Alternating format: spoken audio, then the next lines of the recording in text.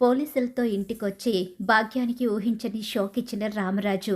మరి ఇదంతా ఎలా జరగబోతుంది, అసలు ఏం జరిగిపోతుంది అన్నది తెలుసుకోవాలనుకుంటే వీడియోని చివరి వరకు స్కిప్ చేయకుండా అయితే చూసేయండి. ఇప్పుడు నేను మీకు ఒక మంచి బ్యాంగిల్స్ కలెక్షన్ చూపిస్తూ ఈ వీడియోనైతే వివరించబోతున్నాను. చివరి వరకు స్కిప్ చేయకుండా చూసేయండి. ఇక్కడ చూస్తే ఇక ఎలాగైనా సరే ఆ కుటుంబానికి అమూల్యకి దగ్గరవ్వాలని విశ్వ ప్రయత్నాలు చేస్తాడు. తన మేనత్తకి దగ్గరవడానికి ప్రయత్నిస్తూ ఉంటాడు. ఇక్కడ ప్రేమ విషయంలో నర్మద చెప్పిన మాటలు, వేదవతి చెప్పిన మాటలు విని ధీరజ్ని అర్థం చేసుకున్న ప్రేమ అయితే ధీరజ్తో కలిసి బ్రతకాలని నిర్ణయించుకుంటుంది. ధీరజ్ మీద ఉన్న కోపాన్ని వదిలేసి ధీరజ్ కోసం ఎదురు చూస్తూ ఉంటుంది. ధీరజ్ నేను వెళ్ళను, ఎందుకంటే అది వెళ్ళినా నన్ను ఏదో ఒకటి అంటుందే తప్ప అది నా మాట విని నా ప్రేమని అర్థం చేసుకోదు అని చెప్పేసి ఆలోచిస్తూ ఉంటాడు వెళ్ళడానికి. ఇక్కడ చూస్తే ఇక ధీరజ్ కోసమే ఎదురు చూస్తూ అక్కడే కాలేజ్ దగ్గర కూర్చొని ఉంటుంది. అలా కూర్చొని ఉండగానే నైట్ అయితే అయిపోతుంది. తన ఫోన్లో ఛార్జింగ్ కూడా అయిపోతుంది. ఫోన్ చేసినా ఫోన్ స్విచ్ ఆఫ్ రావడంతో నర్మద మళ్ళీ ధీరజ్కి ఫోన్ చేస్తుంది. అక్కడ ప్రేమ ఫోను స్విచ్ ఆఫ్ వస్తుంది. ప్రేమ ఇప్పటి వరకు ఇంటికి రాలేదు. లేట్ నైట్ అయిపోతుంది. ఆడపిల్ల అలా కాలేజీ ముందు కూర్చోవడం కరెక్ట్ కాదు, వెళ్ళు ధీరజ్ అని చెప్పేసరికి ఇక అప్పుడు తప్పనిసరి పరిస్థితిలో ఒంటరిగా కూర్చొని ఎక్కడ ఇబ్బంది పడుతుందో అని చెప్పి భయపడి ఇక ధీరజ్ అయితే అక్కడికి వెళ్తాడు. ఈలోగా అక్కడే చెట్టు దగ్గర కూర్చుని ఉండిపోతుంది ప్రేమ. అయితే ఏంటే, ఎందుకే ఇంత మొండి పట్టుదల? ప్రతి విషయంలోని నువ్వే గెలవాలా? నేను గెలవడం ఏంట్రా? నిన్ను అర్థం చేసుకున్నాను. నా తప్పు తెలుసుకుని నీ కోసం ఫోన్ చేస్తే నువ్వు రావేంట్రా? నీ తప్పు ఒకసారి తెలుసుకుంటావు, మళ్ళీ నా మీదే కోప్పడుతూ ఉంటావు. నేనంటే నీకు అలసైపోయాను, ఎందుకంటే నా ప్రాణం కన్నా ఎక్కువగా నిన్ను ప్రేమించాను కదా, అందుకే నేనంటే నీకు బాగా అలసైపోయానే. నేను కూడా నిన్నంతే ప్రేమించానురా. నువ్వు నా గురించి అలా మాట్లాడేసరికి నేను తట్టుకోలేకపోయాను అని చెప్పేసి ప్రేమ అంటూ ఉంటుంది. సరే ఏంటిప్పుడు వస్తావా? ఎక్కడికి? అదే మీ పుట్టింటికి. ఏంటి మా అత్తింటికి తీసుకువెళ్ళవా?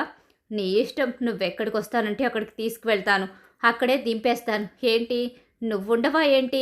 నేనుంటానో లేదో తర్వాత చూద్దాం, పద వెళదాం. నిన్ను ఆ మధ్యలో దింపుతాను. అత్తింటికే వెళ్తావో పుట్టింటికే వెళ్తావో నీ ఇష్టం అని చెప్పేసి ఇక ధీరజ్ ఎలాగైతే ప్రేమని కారు ఎక్కించుకుంటాడు. ఇక్కడ చూస్తే ఇక డబ్బు బాగా వచ్చింది, డబ్బులు బ్యాంకులో వెయ్యాలి అని చెప్పేసి డబ్బు అయితే లెక్క పెట్టుకుంటూ ఉంటాడు. ఈలోగా చందు అయితే బ్యాంకుకి డబ్బు తీసుకువెళ్ళాలి కదా మామ, డబ్బు లెక్క పెట్టుకుంటే ఇక బ్యాంకులో ఒకసారి అమౌంట్ అక్కడ వేసేసి రావడానికి బాగుంటుందని చెప్పేసి డబ్బులు అయితే లెక్క పెడుతూ ఉండగానే ఏంటి ఏంటి మామ కలెక్షన్ బాగా వచ్చిందన్నావు, ఇక్కడ చూస్తే కలెక్షన్ ఏం కనిపించడం లేదేంటి? అదేంటి అల్లుడు, కలెక్షన్ చాలా బాగా వచ్చింది. నేను తెచ్చేటప్పుడు కూడా బ్యాగ్ చాలా బరువుగా ఉంది, ఇంత తేలికైపోయిందేంటి? కలెక్షన్ ఇంత తక్కువ ఎక్కడ ఉంటుంది? అయినా ఇందులో 6 లక్షల రూపాయలు తగ్గుతున్నాయి అల్లుడు, నేను లెక్క పెట్టే తెచ్చాను కలెక్షన్ అంతా అని చెప్పేసి అంటూ ఉంటాడు తిరుపతి. 6 లక్షల రూపాయలు తగ్గడం ఏంటి అని చెప్పేసి ఆలోచిస్తూ ఉండగానే ఈలోగానే ధాన్యం కొనడానికి వెళ్ళిన రామరాజు వస్తాడు. మిల్లులో ధాన్యాన్ని ఆడించడానికి, అలాగే అక్కడ ఉన్న బస్తాలన్నీ చూసుకుని ఇక ధాన్యం ఎంత వస్తుందో ఏంటో కొడుకు చందుతో చెప్పడానికి అక్కడికైతే వస్తాడు. ఈలోగా చందు అలాగే తిరుపతి కంగారు పడుతూ ఉంటారు. ఏమైంది, ఎందుకలా టెన్షన్ పడుతున్నారు? బ్యాగ్లో క్యాష్ లెక్క పెడుతున్నారేంటి, ఏం జరిగింది అనేసరికి నాన్న బ్యాగులో క్యాషు తక్కువైంది, మావ చూస్తే చాలా డబ్బు వచ్చింది, ఈరోజు కలెక్షన్ చాలా బాగుందన్నాడు, కానీ ఇప్పుడు చూస్తే బ్యాగ్లో డబ్బు మిస్ అయ్యింది. డబ్బు మిస్ అవ్వడం ఏంటి పెద్దోడా, అలా డబ్బు ఎలా మిస్ అవుతుంది? అసలు ఇక్కడ మీరుండగా డబ్బు మిస్ అయ్యే ఛాన్సే లేదే అని చెప్పేసి ఇక అంటూ ఉంటాడు రామరాజు. అయితే అసలు డబ్బులు మిస్ అయ్యాయా, లేకపోతే ఈ తింగర వెదవే కలెక్షన్ తక్కువ వస్తే ఎక్కువ వస్తుందని చెప్పాడా? లేదు బావా, నిజంగానే కలెక్షన్ చాలా బాగా వచ్చింది. నేను బ్యాగ్ తెచ్చేటప్పుడు చాలా బరువుంది, కానీ ఇప్పుడు చాలా తేలికైపోయింది. ఇందులో 6 లక్షల రూపాయలు మిస్ అయ్యాయి బావా. ఏంటి 6 లక్షల రూపాయల? బ్యాగ్ ఎక్కడెక్కడ పెట్టారో ఒకసారి గుర్తు చేసుకోండి అని చెప్పి అంటూ ఉండగానే బ్యాగ్ని తన దగ్గరే పెట్టుకుని భద్రంగా తీసుకొచ్చి చందు చేతికిస్తాడు. చందు బ్యాగ్ పక్కన పెట్టుకుంటే నాటుకోడి పులుసు అంటూ వచ్చిన తన అత్తగారు గ్యాంగ్ మొత్తం కూడా అక్కడ గుర్తుకొస్తారు. ఆ బ్యాగ్ తీసి పైన పెట్టమండం ఇదంతా కూడా గుర్తుకొస్తుంది. ఈలోగానే ఒక్కసారి ఉండండి నాన్న అని చెప్పేసి అక్కడే ఉన్న సీసీటీవీ ఫుటేజ్ని చెక్ చేస్తాడు చందు. అయితే ఇంకొక్కసారే తన అనుమానం నిజమని తెలిసిపోతుంది. అర్థమైంది. చూసావా మామ, నేను చెప్తూనే ఉన్నాను, వాళ్ళు ఎలాంటి కంత్రిగాళ్ళో, నువ్వే నాటుకోడి పులుసు అది ఇదని చెప్పేసి వాళ్ళు తెచ్చిన పులుసుకు లొంగిపోయావు. ఏం మాట్లాడుతున్నావురా పెద్దోడా, నాకు అర్థం కావడం లేదు. ఎవరికి నాటుకోడి పులుసు తెచ్చారు? ఇంకెవరు? ఆ వల్లి వాళ్ళ అమ్మా నాన్న. ఏంట్రా వాళ్ళ మీద నిందలేస్తున్నావేంటి? నిందలు కాదు, నిజం. మీరు కావాలి అంటే చూడండి అంటూ సీసీటీవీ ఫుటేజ్ను చూపిస్తాడు. ఇక అక్కడ భాగ్యం డబ్బులు కట్టలు తీసుకొని క్యారేజీలో వేసుకోవడం క్లియర్గా కనిపిస్తుంది. ఒక్కసారే రామరాజు షాక్ అయిపోతాడు. ఏంట్రా వీళ్ళేంటి దొంగతనం చేయడమేంటి? అసలు నాకేమీ అర్థం కావడం లేదు. వీళ్ళు జగత్ కంత్రీలు. మీకు తెలియదు నాన్న వీళ్ళ గురించి. వీళ్ళకి మోసం చేయడం కొత్త కాదు. నా పెళ్లి దగ్గర నుంచి ఇప్పటి వరకు వీళ్ళు చెప్పింది ప్రతిదీ అబద్ధమే.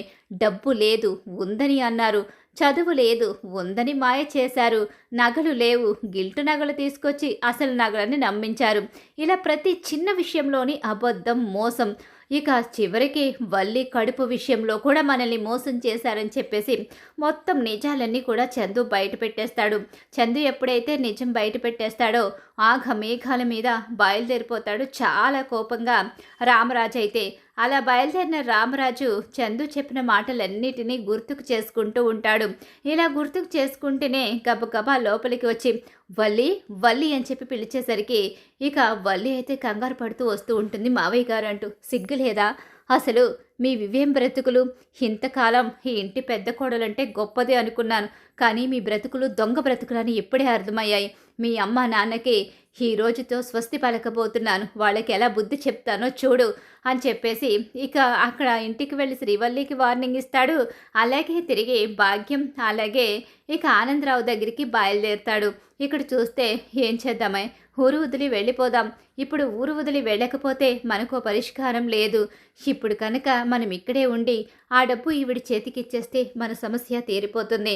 కానీ ఆ తర్వాత వాళ్లకు తెలిస్తే ఆ తర్వాత ఏమవుతుంది? వాళ్లకు తెలిసే ఛాన్సే లేదులేవయ్యా. వాళ్ళకి ఎలా తెలుస్తుంది?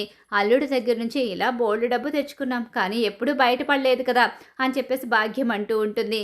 ఈలోగానే ఒక్కసారే రామరాజు అక్కడికి వచ్చి అక్కడ భాగ్యం చెంప పగలగొడతాడు. అలా పగలగొట్టేసరికి అన్నయ్య గారు, ఎవరు నీకు అన్నయ్య గారు? చిచి, దొంగ బ్రతుకులు, దొంగ మనుషులు, అబద్ధాల జీవితాలు. అసలు మీరిలాంటి నీచమైన క్యారెక్టర్ ఉన్నవాళ్ళని నాకు తెలియక నేను నా కొడుకిచ్చి మీ కూతుర్ని పెళ్లి చేశాను. అసలు మీరిలాంటి వాళ్ళని తెలుసుంటే మీ మొహం కూడా నేను చూసేవాడిని కాదు. నా కొడుకు అమాయకుడు, వాడి జీవితంతో ఆడుకుంటారా? అసలు మీరు మనుషులేనా? అది కదన్నయ్య గారు, 6 లక్షల రూపాయలు దొంగతనం చేస్తే మాకు తెలీదు అనుకున్నారా? దొంగతనం చేసి తప్పించుకుందాం అనుకున్నారా? నా కొడుకు అమాయకుడిని చేసి అక్కడ మీ కూతుర్ని అంటగలిపి ఇక్కడ దొంగతనాలు చేసి మీరు మాత్రం దర్జాగా బ్రతకాలని చాలా ప్రయత్నాలు చేశారంటూ భాగ్యం చెంప పగలగొడతాడు. అలా పగలగొట్టి పోలీసుల్ని పిలుస్తాడు. బావగారు అదేం చేయలేదు బావగారు. మీరు నోరు ముయ్యకపోతే మిమ్మల్ని అయితే ఆవిడని అరెస్ట్ చేస్తున్నాను, మిమ్మల్ని చంపేస్తాను.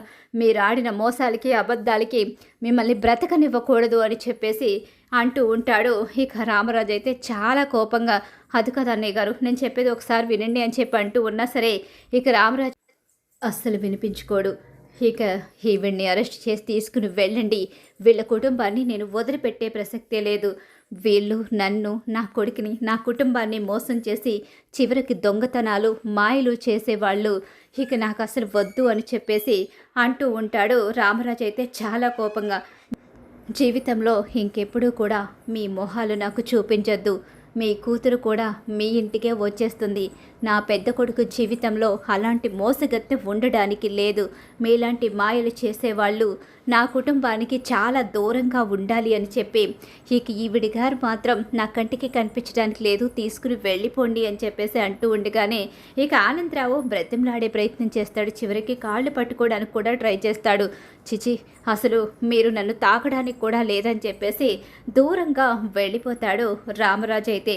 అలా భాగ్యానికి సీసీటీవీ ఫుటేజ్ ద్వారాగా దొరికిపోవడంతో పెద్ద షాకే ఎదురైపోతుంది. ఈ విషయాలన్నీ తెలుసుకున్న వల్లికి ఊహించని షాక్ అయితే ఎదురవుతుంది. వల్లి కుటుంబం అయితే రామరాజుకి అడ్డంగా దొరికిపోబోతుంది. మరి ఖచ్చితంగా రాబోయే కథలో ఇలా అయితే జరగబోతుంది.